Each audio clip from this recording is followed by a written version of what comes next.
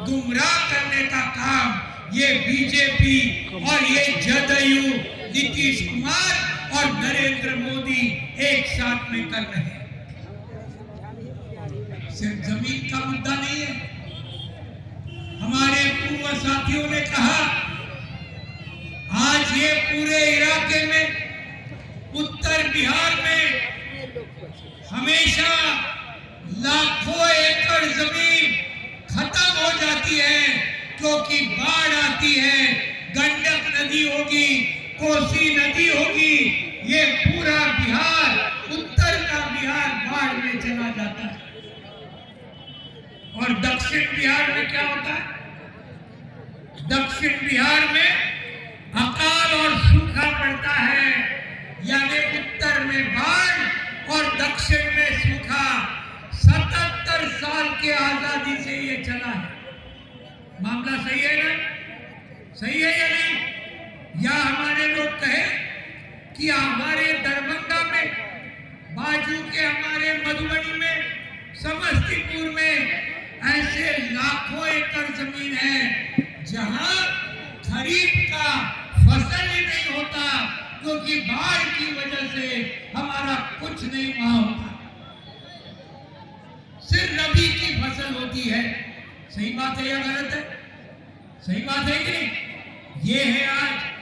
लेकिन हमारा सवाल है, मार्क्सवादी कम्युनिस्ट पार्टी का सवाल है, 77 साल के आजादी में जो जो सरकार आई, इन्होंने ये बिहार की बुनियादी समस्या को सुलझाने के लिए क्या किया? ये सवाल आज लाल झंडा पूछना चाहिए या नहीं? पूछना चाहिए। आज बुनियादी सवाल पूछने का वक्त आया है और ये बुनियादी सवाल पूछने के बाद जिन्होंने इन बुनियादी सवालों को हल नहीं किया, इनको सत्ता से बाहर फेंकने का वक्त आया है। ये बात हमको ध्यान में रखना चाहिए। आज देखिए, बिहार की सबसे ज्यादा बड़ी फसल कौन सी है? धान की फसल है।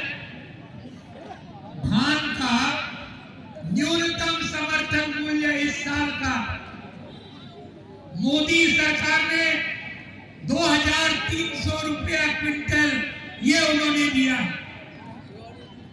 2300 रुपया क्विंटल कितने किसानों को मिलता है? बोलिए, कितने किसानों को मिलता है? बीच में पटना की रैली में, हमारे संयुक्त किसान मोर्चा के रैली में 2-3 साल पहले ये जो दिल्ली का आंदोलन चला था, हम लोग आए थे। तब हमने पूछा, धान का दाम कितना मिलता है बिहार के किसानों को 3 साल पहले की बात? अभी बहुत ज्यादा फर्क नहीं हुआ होगा।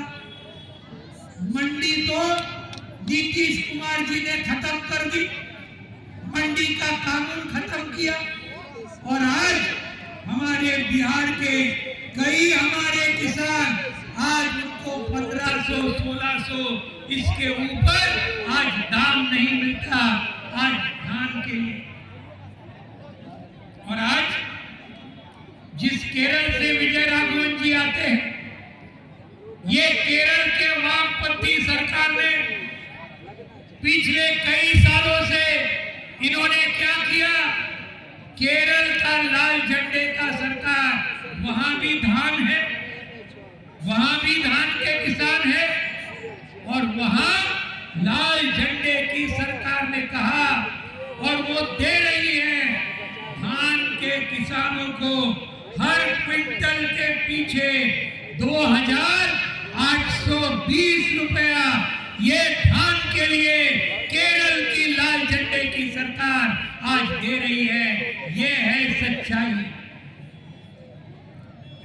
हमारा सवाल है, अगर केरल की सरकार जो बिहार से बहुत छोटा राज्य है, अगर वो धान के किसानों को 2820 रुपया क्विंटल के पीछे दे सकती है, तो बिहार की सरकार क्यों नहीं दे सकती?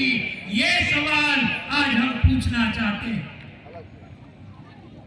नरेंद्र मोदी की केंद्र सरकार, जो सबसे अमीर सरकार है देश के अंदर, ये क्यों नहीं पूरे देश के धान के किसानों को एमएसपी 2820 रुपया क्यों नहीं दे सकती?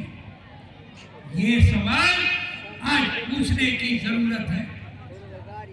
और इसके लिए पूरे देश में आंदोलन चला, दिल्ली का आंदोलन चला, बिहार के हमारे कई साथी उस आंदोलन के अंदर शरीक हुए।